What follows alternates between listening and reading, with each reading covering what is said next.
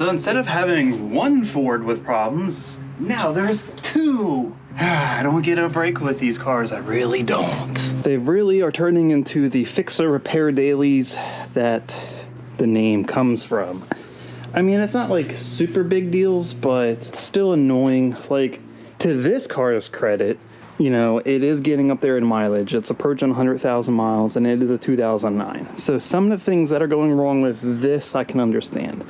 This one, on the other hand, well, yeah, whatever. But the things I have to fix today are mostly my screw-ups, not Ford's. I just gotta fix some annoying problems. And to start things off, I need to get Buster up on some ramps so I can fit underneath, and we'll start plucking away at things. So I got Buster up on some ramps here, and here's the issue. Main charge pipe here coming off the turbo into the intercooler.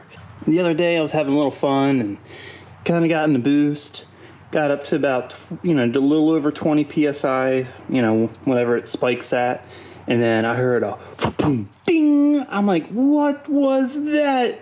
I about shit a brick because I thought something expensive happened. But thankfully, all that happened was this pipe here ended up blowing at one of the connections, which is that one down there, the first coupler, which you can't see. So, long story short, tried to fix it the best I could, realized that things just weren't right when I put everything back on during the reinstall, and I tried fixing it, and I thought I had it right, and it wasn't right, and then I ended up realizing the reason why it blew off is because one of the band clamps here, the T-bolt clamps that came with the Mishimoto kit, wasn't tightening up the way it should have. And I realized both clamps on this pipe were the same way. So let's go ahead and go into the car. See, normally I get to the charge pipe, the bottom of the charge pipe, where the intercooler goes from the top. You unbolt the expansion tank, you can move it to the side, and you get right here to this charge pipe. And that's how I usually do it. It is a little tricky. If this coupler isn't perfectly positioned and the clamps are not perfectly positioned, it's gonna blow off. And that's what's been happening. This has to get fixed. So this is the first thing we're working on. Yeah, I could go out and buy some T-bolt clamps, but like I said, you know, just trying to keep everything budget-minded. And T-bolt clamps like these from Mishimoto, I don't think are that much, but then you gotta pay for shipping. I mean, you can just get the same style T-bolt clamp at like any auto parts store for like 10, 11 bucks or so. I know I'm gonna need two, so that's still $16. And you're like, Kirk, you cheap bastard. Look, I don't even have 16 cents in my bank account right now, let alone $16. So, you know, gotta do what you gotta do. But I did find these at our local, what do you call it? CarQuest, there you go. Which are really nice worm gear band clamps. And you can see like the insides are got like a rib to them. So these should really hold on well. So my plan here is, I think these would be sufficient enough, but I'm going to put these on in conjunction with the Mishimoto clamps for double clampage so I don't have any more issues. Here's the deal. So got everything double clamped. I got two clamps here on the bottom, two clamps here at the top. That should not go nowhere. This whole coupler should blow out before these clamps come off. So hopefully no more problems there. I'm gonna go ahead and check this one while I'm under here. All right, yeah, that one's nice and snug. Good. Now coming back up top here, the only thing is I'm not sure if this clamp is gonna cooperate. This one might be crapola too. Well, I spent some time chasing the threads on both the nut and the, you know, threaded bolt part. And still, you get to a certain point and it just, hear it? It just won't tighten up. It gets to that point and then just does that. So yeah, you can see it. I can just wiggle it. I can wiggle it off. So gonna have to get another, I guess, one of those clamps that I bought. I'm gonna have to go back. Ugh. But that doesn't have to be right this minute, because we are losing daylight, so we gotta keep moving on other things. That ain't a big deal. It's easy to get to up top. At least the bottom ones I know are solid for now. On to the next big thing we have to do to Buster is hopefully fix my mistake. Slide that under there. No, I'm not draining the oil, but I do need to remove the oil filter because I need to remove the oil filter adapter and hopefully try to fix the leak that I've created. Because as you can see, this is not good. We don't want this. It's making everything around here wet with oil.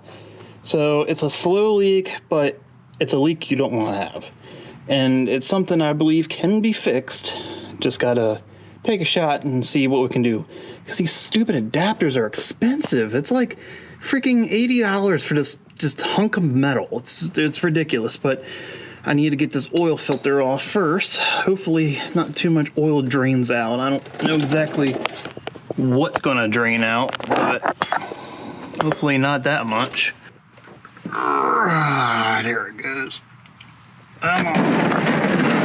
Yeah, come on, make a mess. So I'm definitely planning to reuse the filter. It's only got like less than 1,000 miles since I changed this oil.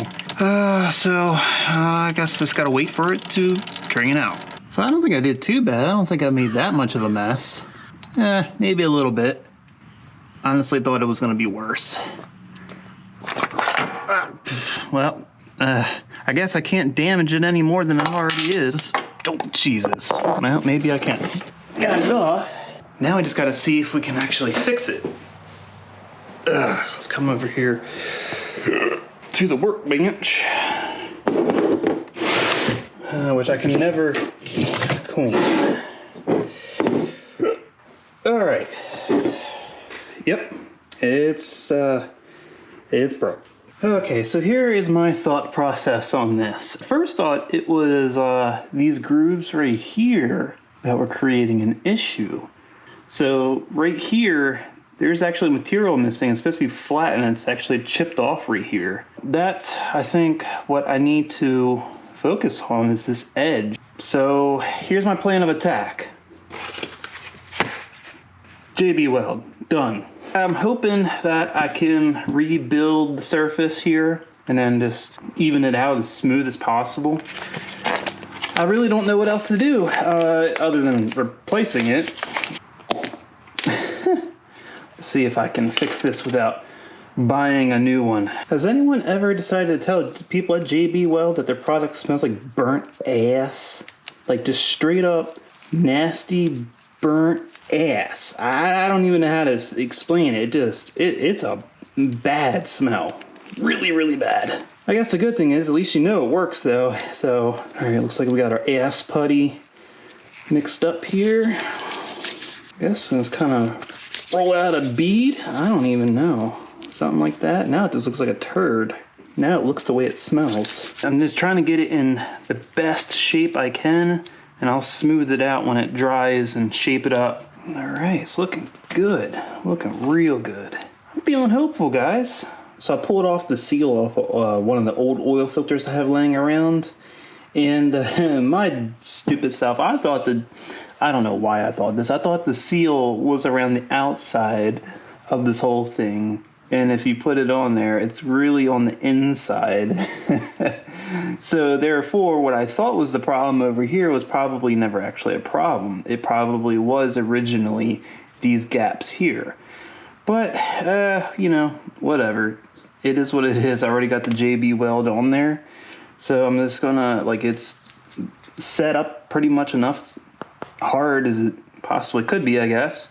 So I'm just gonna start filing away at it and hopefully get a nice profile here, and it'll be flat enough to seal and we'll be all ship shape, baby. So here's where we're at. As you can see, here's the material I added here. And, you know, it's blended in pretty nice. I do say so myself. It's just now I know this was completely unnecessary. I'm gonna just throw this back on the car and let's hope we don't have any oil leaks. And in my luck, we will. But, you know, we can try, right?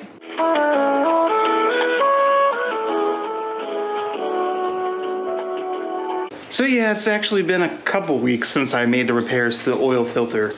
So, did I fix it? I don't know. Let's go find out. Except I kind of have to wait because, yeah, the car is peeing right now. Changing out the coolant to this. This is the newly updated yellow coolant for newer Ford vehicles, which this is. I was not happy with the orange coolant, so I'm gonna see if this yellow coolant is an upgrade to that. And yeah, but mostly what's in there now is just plain old distilled water, so gotta get that drained out. And actually I got like another gallon and a half here that I'm gonna run through it just to flush it out real nice before I fill it up with fresh 50/50 there of the yellow. So I'm waiting on that. But I'm gonna try to sneak by without getting burned so I can show you what the deal is with the oil filter. So coming on in. If we have a look here, we can see that unfortunately there's oil at the bottom of the oil filter. So that's bad.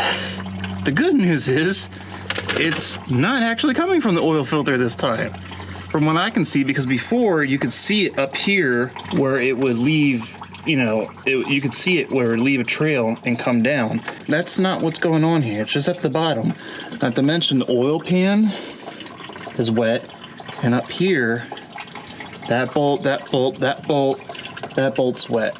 Therefore, my assumption is it's leaking from the pan, around the pan, bottom of the pan. The other bad part is, up here, I'm not sure if I fixed it or not, but up here on the front of the cover, I don't even know if you can tell, but right here at the bottom corner, it was wet last I checked. And to make matters worse is up here on the top of the cover, right here, it's also wet. And I don't know where it's coming from. It's coming from somewhere, and I don't know where. I think there's a reason why oil is coming out of places it shouldn't be coming out from. And that's because, for whatever reason, I don't understand why, but this new combination of parts, there seems to be a lot more crankcase pressure building up, and especially out of the cylinder, out of the heads. I noticed that there's a lot of, let me see, let me pop the oil cap off. You can see there's like a lot of evaporation going on. It's kind of hard to tell now because the car's cooled down a bit, but there's a good bit of steam that comes out of there. I know on high performance setups, like legitly built engines, which I'm not saying this isn't, but it's like a hybrid. Yeah, you'll see that. That's why they have to run these big breathers and catch cans and stuff, because that happens. And usually they vent them out away from the engine bay because they vent so much. And I don't know if it's because I never even thought to ask MAPerformance. I don't know if it's because maybe these rings, the piston rings, are gapped a little bit wider for higher boost. That would make sense. Why maybe there's a little extra blow by when you're not really, in it, in boost. So that would make sense. I'm not really concerned about it. It runs fine. There's no misfires. There's no oil in the coolant and no coolant in the oil, so that's good. But I think with the setup, there's excessive pressure built up in the engine. That's bad. And what I think it's doing is it's starting to push out seals. I think it's starting to push oil out of the front of the cover and out of the, maybe from the bottom pan. It's too much crankcase pressure because it can't vent. I only have this closed Mishimoto catch can. It's sealed, it's not vented, and it's not enough. Sooner or later, definitely a hell of a lot sooner than later, I have to invest in a proper setup to help this engine breathe and evacuate all of the pressure in the engine.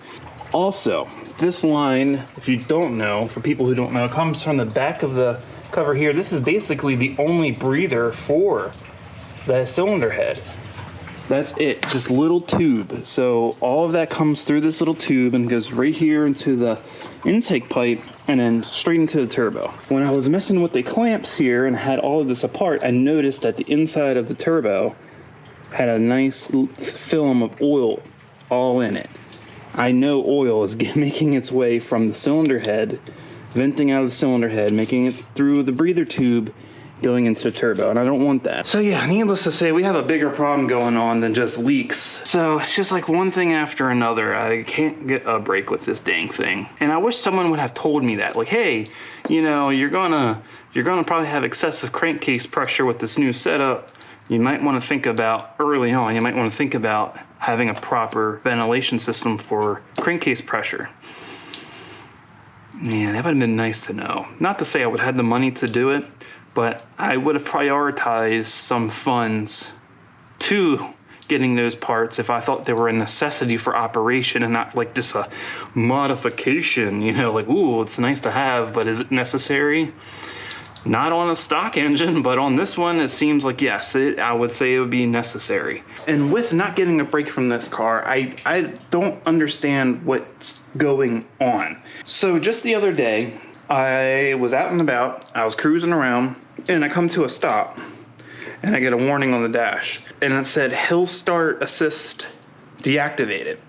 For those who don't know, the Hill Start Assist is basically, if it senses it's on an angle, will hold the brakes for you until you start moving forward. At one point, that was a nice feature for manual cars, and then Ford added that feature to automatic cars as well. So yes, it does exist in automatic cars. At least mine has it. But I come to a stop at the light, it comes on, I'm like, well, that's weird. I get a message on the Ford Pass app on my phone. Here's a screenshot. It was like, Hill Start Assist warning.